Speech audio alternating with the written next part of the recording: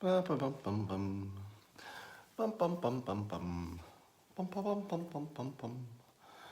Well, it's a beautiful Sunday morning. Unless you're watching this on replay. And then there's a 1 in 7 chance that it's a Sunday. Hello and good morning.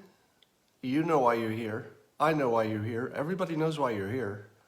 It's because you like the simultaneous sip. And the simultaneous sip is going to happen in just a moment. Grab your mug, your cup, your glass, your chalice, your tankard, your stein. Fill it with your favorite liquid. I like coffee.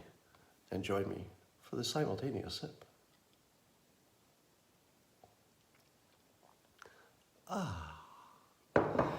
So the news is not really interesting at the moment, if you haven't noticed.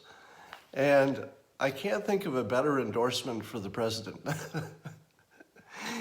If you could come up with one single sentence that would tell you the president's doing a good job, what would it be? Maybe it would look like this. There's no news, right? Because the news they don't really cover good news. Yeah, we've had plenty of good news. The economy is going well, et cetera. You know, we're not especially going toward war. We seem to be going away from war on every dimension. So what does the news have to talk about? The biggest story in the news, I'm not even making this up. The biggest story in the news is AOC dancing on a video in college. And desperately the news business is trying to turn this into a something. And I think the latest attempt is to say that the conservatives were offended by it, or somehow they had a bad reaction to an attractive young person dancing. And I'm thinking to myself, well, that didn't happen. You know, there were certainly people who wanted to mock her for acting, I don't know, silly when she was in college. But does anybody take seriously anything that anybody did in college, especially dancing-wise? Do you want to be criticized for your college dancing? I don't think I could handle that criticism. My college dancing, not so good. So anyway, when you have a non-story like that dominating headlines, that's really good news. Because if there were bad news to report, there would certainly be a lot of reporting of that bad news, don't you think? So that's all good. Let's talk about my favorite topic, climate change.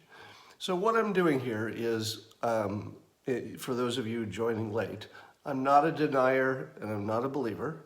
I'm someone who believes that we citizens can't penetrate this topic. It's an impenetrable topic, and people just default to their biases or their teams because they can't really understand it. But I'm drilling down, and I'm going to try to make this sort of an extended tutorial. So as I learn things, I'll try to simplify them and then share them. And I'll tell you, it is fascinating. I thought that I would get to the boring part of this topic, but it doesn't get more boring. There are just levels and levels and levels. And what you could learn about this seems infinite. And I'm not even talking about the science.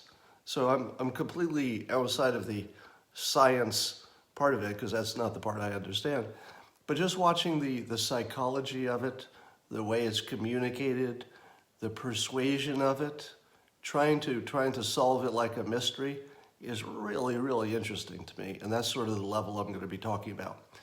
So I'm going to be essentially taking the side of you viewers, in the sense that I'm going to be talking about this as someone who is in the public and is asked to make a decision about climate change. We're all being asked to decide what we want to do about it so that we can influence our governments, etc. So I'm going to help you decide, and I'll take little chunks of it as we go. So here's an interesting thing. One of the biggest arguments that the skeptics make to say that climate change is not a problem, The skeptics will tell you that there was a medieval warming period. And they say that if you include that medieval warming, it doesn't make it look that warm today. In other words, there was a warming period, and then there was a little mini ice age, and then it's warm again, but all we're doing is getting back up to normal. So that would be the skeptics' claim about the importance of this medieval warming period. Now, here's what I'm learning about this medieval warming period. And it's interesting in both ways. First of all, it seems that science does agree that there was a medieval warming period. But their defense against that is that it wasn't everywhere. That there was a warming in the North Atlantic, the European kind of area, but that other parts of the planet at the same time were unusually cold. And that if you looked at all the proxies, and I guess there may be 10 different ways that you can measure temperature. So you're looking at everything from leaves to ice cores to now I can't remember, but I just read a list of something like 10 different ways you can study things and say, okay, tree rings is another one. And so the scientists say the medieval warming existed, but it was localized and it was extra cold in other places. So now I say to myself, okay, and some of the theories about why it was extra warm in that one place included maybe there were volcanic activities, there were unusual sun activity, and maybe the ocean circulation was different in that area for a time. Now, what do I tell you when you see more than one explanation for a thing? If you see one good explanation for something, there's a good chance it's true. But when you see multiple explanations that are different to explain the same thing, you should get a little suspicious. So we have a situation here, which again, I wasn't there. I didn't have a thermometer during the medieval period. I didn't measure the earth. I'm not a scientist. I don't understand all the proxies that they use to measure temperature. You and I can't penetrate the reality. But when you're looking at how it's communicated, it's like, oh, so you're saying that it was warmer, but only in one part of the world. Okay, so doesn't your skepticism go up a notch when you hear that? Because is that the case right now? Is it the case that if you're not measuring everywhere in the world, you don't know what the average temperature is? So are we measuring everywhere in the world now? It's hard to imagine that we really can get any kind of precision about temperature 1,000 years ago. So let me ask you this. So one of the ways that they can do a temperature proxy is by looking at tree rings. So I guess they can find fossils or I don't know what the oldest tree is, but they can look at tree rings and they can determine what the temperature was 1,000 years ago. Here's my question. How accurate is a tree ring? And what kind of temperature differences are we talking about? Are we talking about tree rings are accurate to a tenth of a degree? Do you think that's the case? Do you think you could look at a tree and determine within, let's say, a tenth of a degree what's happening? I don't know. Are they accurate to within 1 degree? I don't really know. Do you? But all I know is that if the temperature differences that we're talking about today are, it's a very big difference if we go up 2 degrees, are you telling me that I can tell the temperature from 1,000 years ago with a tree ring to within a degree or two? Is that the claim? Now again, remember that everything I say about this topic is coming at it as a consumer of the news. I'm not coming at it with any kind of deep understanding. That's the point. I'm talking as a well-intentioned citizen who legitimately doesn't know if I should be concerned about climate change. I just don't know, and I can't penetrate the topic. But when you tell me that it used to be that the coolness and the hotness were localized, and there could be good reasons for that, doesn't that make you wonder if they could measure it today? Measure it today? Doesn't it make you wonder if, given that they don't have measuring instruments everywhere in the world, couldn't there also be places we haven't measured that are cooler than normal? And today, are there places on the earth that are unusually warm compared to the rest of the world? Was the medieval time the only time we had this weird thing where one part of the world got warm and the other parts got colder? Because I don't know any argument, and correct me if I'm wrong. Again, this is not an argument. It's displaying the gaps in my logic. Is it true that today we have similar parts of the world that got a lot warmer while other parts are getting a lot colder? Is that true? Because if it's not true, I have trouble believing that it used to be true. And I have a terrible time believing that they can measure it 1,000 years ago to the level of accuracy, a few degrees, that we would really know anything today about the long-term trend. So there's that.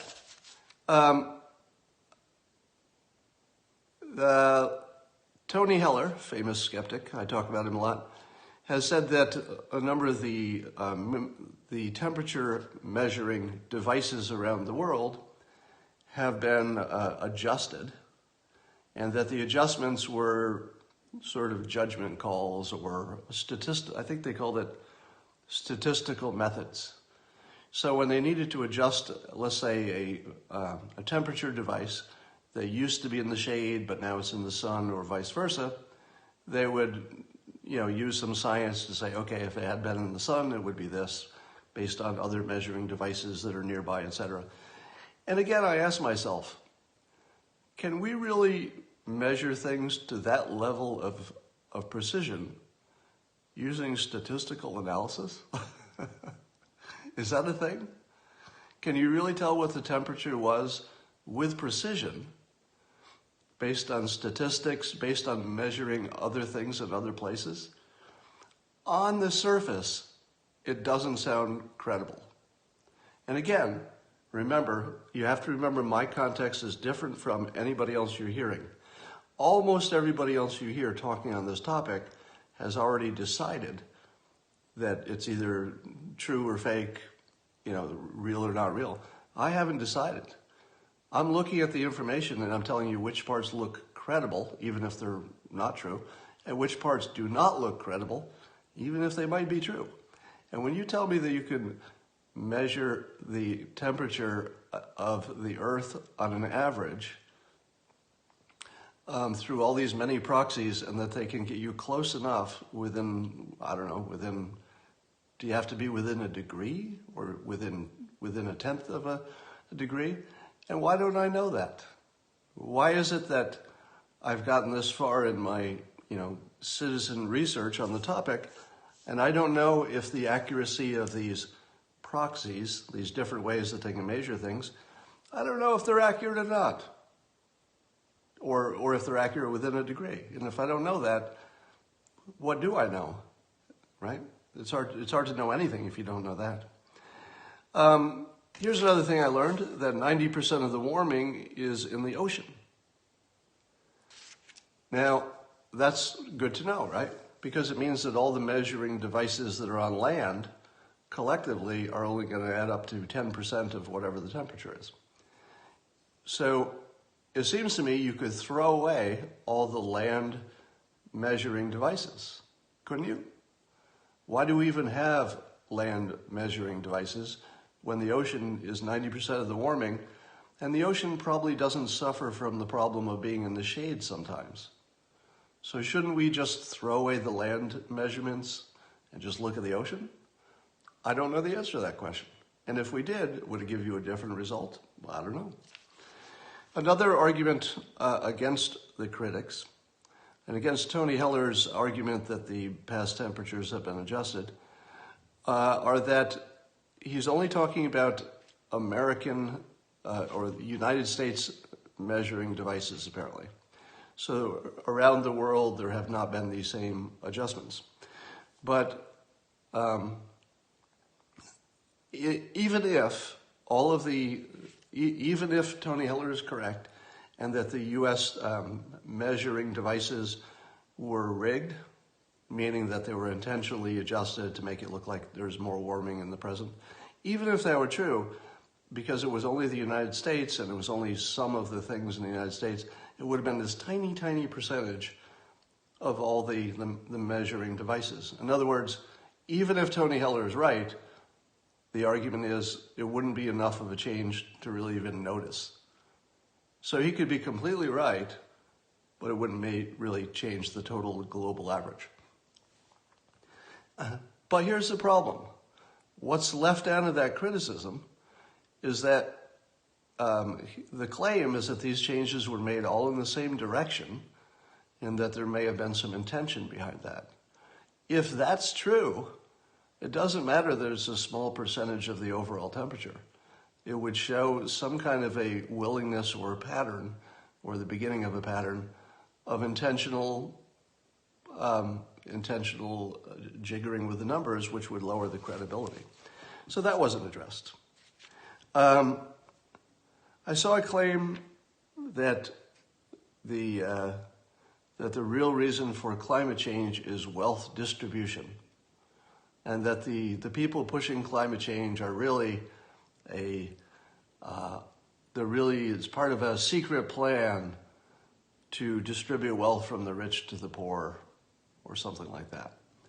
And then the argument is that, I see people here agreeing with that.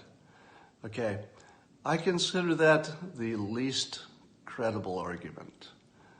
Anytime you have the secret cabal of elites who are behind the secret worldwide scheme, that's not believable. Because there are way too many people working in this area for them to be all on the same leash.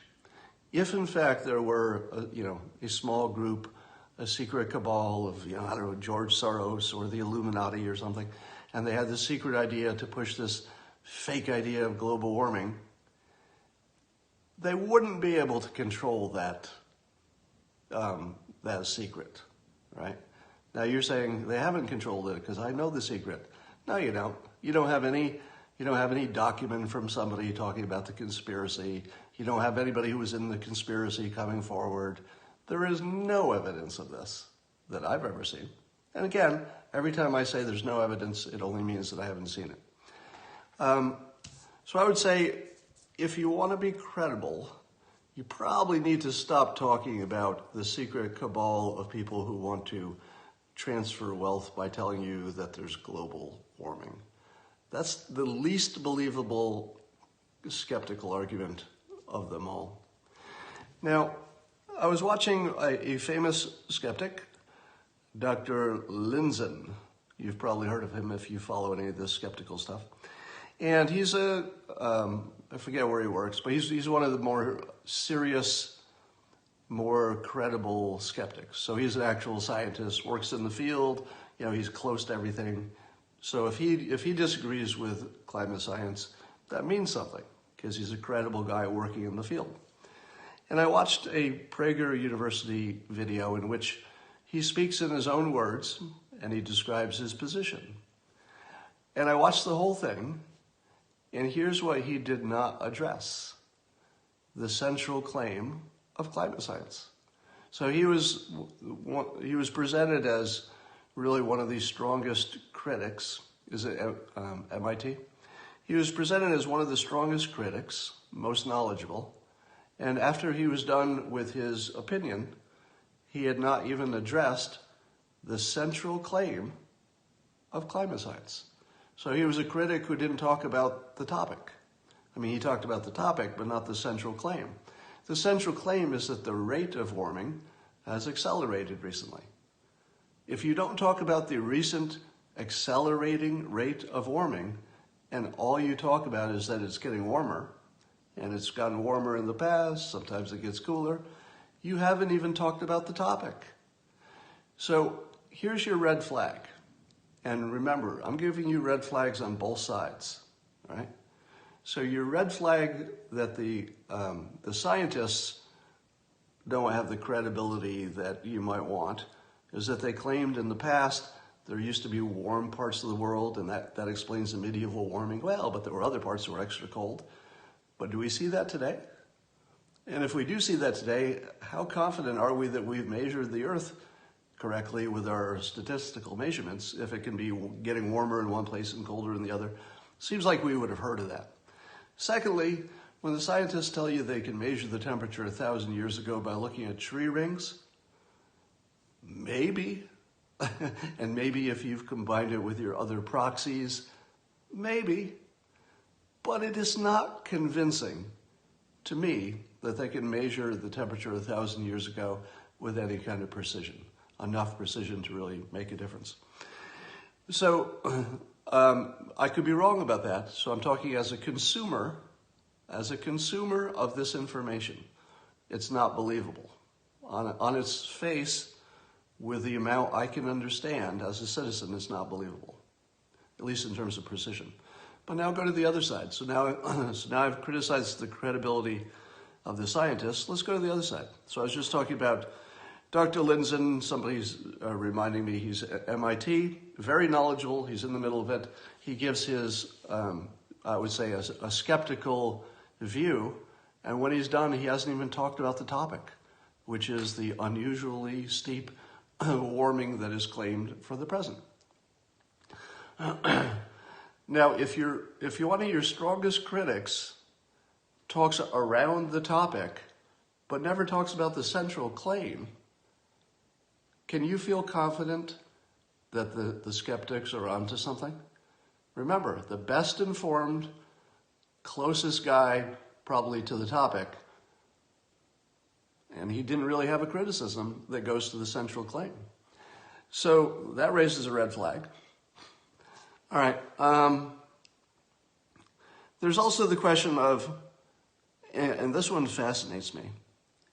There are legitimate people who say that nobody has demonstrated how this small amount of CO2, even if it doubles or triples from where it is now, nobody's explained how that small amount of gas could cause a big enough temperature difference to be what people are projecting and even measuring.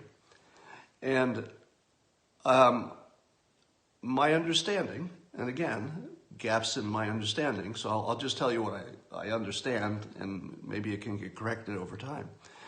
My understanding is that the reason we think the CO2 is the primary lever, maybe not 100% of the warming, but the vast majority, as scientists claim. The reason we think that is that we can't figure out what else it could be.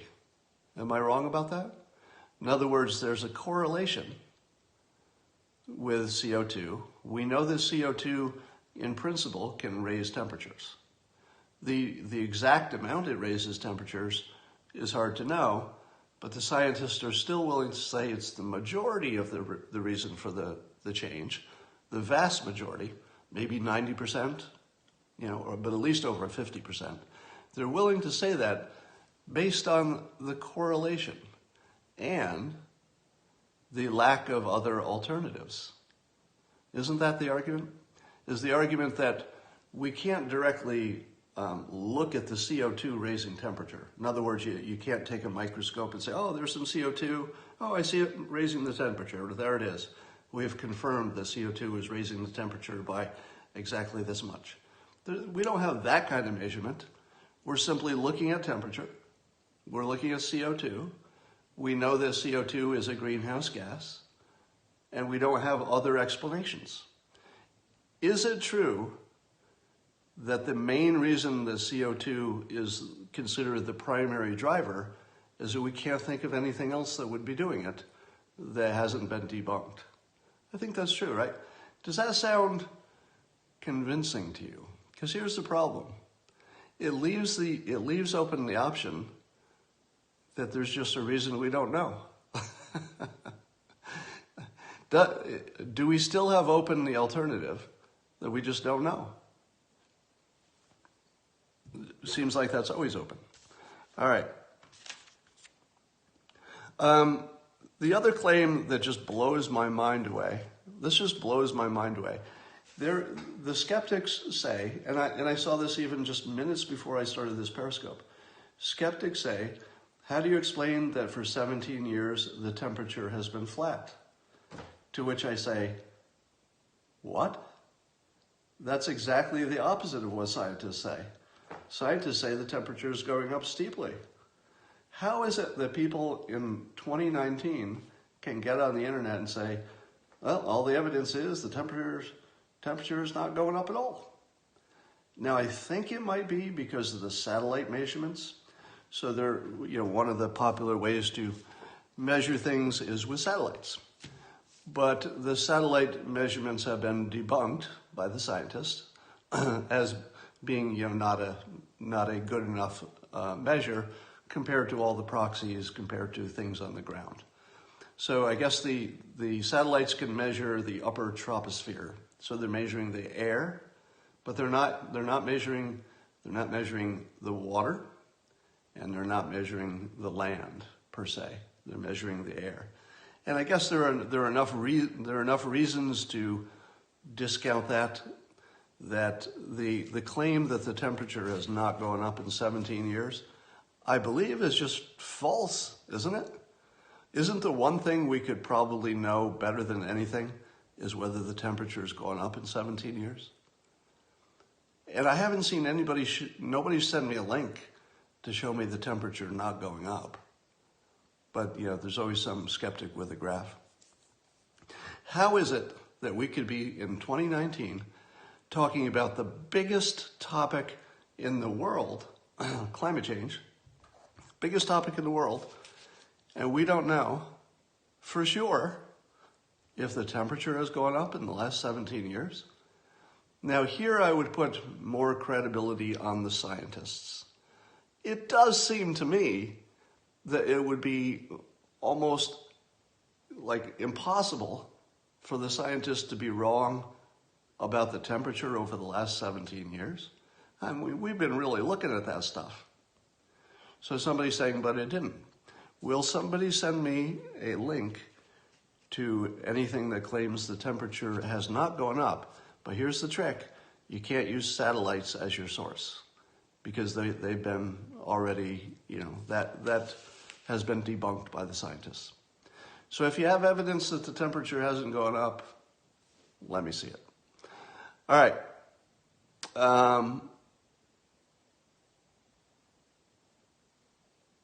What is the margin of error for temperature measurements? So I'll say this. As a citizen, I don't believe the claim that science knows the temperature of the Earth historically certainly within 2 or 3 degrees. I just don't believe that. All right. Now, it could be true, but to me it doesn't sound believable. Let's talk about, I'm going to end up talking about the sonic weapon. Remember the Cuban embassy, and there were people who had apparently real health problems that they say were caused by maybe a sonic weapon used by someone. Now, I told you in the very start, I said this is a classic mass hysteria and that there are no sonic weapons. And then it happened again in Canada, in a Canadian embassy. And again, the reports were another sonic weapon. And I told you again, there are no sonic weapons. It's a mass hysteria. Today, the New York Times, or the other day, reported that they have a recording of this sound which they had suspected might have been the problem. And it was literally crickets. Crickets. And now they're still saying, we still think it was a sonic weapon, but the thing we recorded that we were, there was a strong suspicion that was the sound that was causing the problems was a cricket. It was a cricket. And here's my follow-up prediction. The follow-up prediction is that the news industry will slowly walk back the idea that it was a sonic weapon. Now, and there are several in-between stages until they get to the point where historians will say, okay, it looks like it was a mass hysteria. In between that, there are going to be stories like the one I just mentioned, where they say, well, there were also coincidentally some crickets, but the crickets happened at around the same time as the sonic weapon. And by the way, we've measured all these people and we found that they had real, identifiable, physical changes in the brain and real health problems with their inner ears and stuff. Now here's what I ask you. If you took 100 people chosen randomly and you told that 100 people that they may have been victimized by a sonic weapon that could affect their brain and their balance, and it was just a random 100 people and nothing like that actually happened, and you take them to the doctors and you tell the doctors, hey doctor, we suspect there's something abnormal about some of their brains. We think they've been affected by a sonic weapon. Do you think you'll find 10% of those 100 people are diagnosed by possibly even more than one doctor as having brain damage that is probably caused by the sonic weapon? What are the odds you get 10% of them with a positive diagnosis, even if they were just chosen randomly and there was no sonic weapon? Probably 100%. I would say the odds that some of them would be diagnosed, incorrectly as having some brain abnormality, because we all have different brains, right? Probably 10% of them at least would look like they had actual sonic weapon damage. So this could not be more identical to a mass hysteria. It couldn't be more perfect. And I told you that from day one. It's like, oh, okay, this has everything about it that is mass hysteria. Now just watch it play out and you'll see how right I am. I remind you that when the Vegas shooter first shot, and I said it's not ISIS, and then the news said it's probably ISIS, and I said it's not ISIS, and then the news reported that ISIS had taken credit for the Vegas shooter. And people said, well, what do you say, Scott? No, you're wrong. ISIS almost never takes credit for something they didn't do. And what did I say? This is the time that they're taking credit for something they didn't do. It's not ISIS. Time goes by and we find out it definitely was not ISIS. So I'm pretty good at predicting these things ahead of time. And the Cuban sonic weapon, I probably have never been more confident about a prediction. It's probably as confident as you'll ever see me about a prediction. And I've been pretty confident about some predictions. All right. So the challenge for today on climate science is to show me any evidence that warming has slowed in the last 17 years, but you can't use satellite data. You have to use any of the other measuring mechanisms because the satellite is limited. All right. Never been more wrong on this one, you say. I could be wrong, but I've never been more confident. I do have a history of being confident and wrong, just like the rest of you. It's slowed. So people just keep telling me the temperature. Stop doing this. How about you stop doing this? Stop simply being person on internet who tells me the temperature hasn't gone up. That's useless. If you can't show me a link that goes to NASA or the IPCC or even a skeptic who's a real scientist, if you can't show me that, don't just tell me the temperature didn't go up. You must have read it in some non-scientific publication. Why did they make a satellite device that doesn't correctly measure the temperature? I would guess because that's not possible. I'm surprised that a satellite can measure the upper troposphere or the lower troposphere or whichever troposphere they're measuring. I think it's the lower. I'm impressed by that. But making a satellite that can measure the temperature in the ocean would be pretty darn good.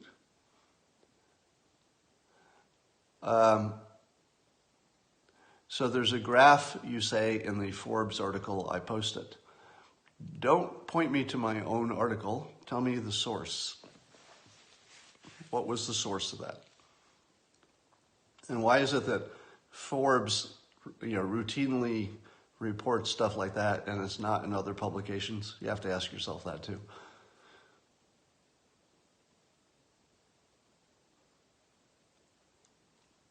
Why not use satellite data? Satellite data, you can Google it yourself, but the satellite measurements have been debunked by, they've been debunked by the climate scientists. So they're not ignoring it. They have a specific reason why it doesn't tell you what you think it does. What is your link saying the satellite temperature is unreliable? You could just go to Wikipedia and don't depend on Wikipedia's description. I know you don't like that as a source, but Wikipedia will point you to the sources that will tell you that. But Wikipedia is great at collecting links to things that are dependable. How much would you factor in vested interest? Well, as I like to say, there's more than one science involved in climate science. One of those sciences is cognitive science, psychology, etc. And all of the psychology of it suggests that we shouldn't trust anybody involved on either team. So if you want to ask me who to believe based on vested interest, you should believe neither side. Both sides are pursuing self-interest, and in both cases it should be, according to all we know about science and brains, both sides should be acting irrational, at least to a degree. So I would say it might be a tie in terms of the irrationality on both sides.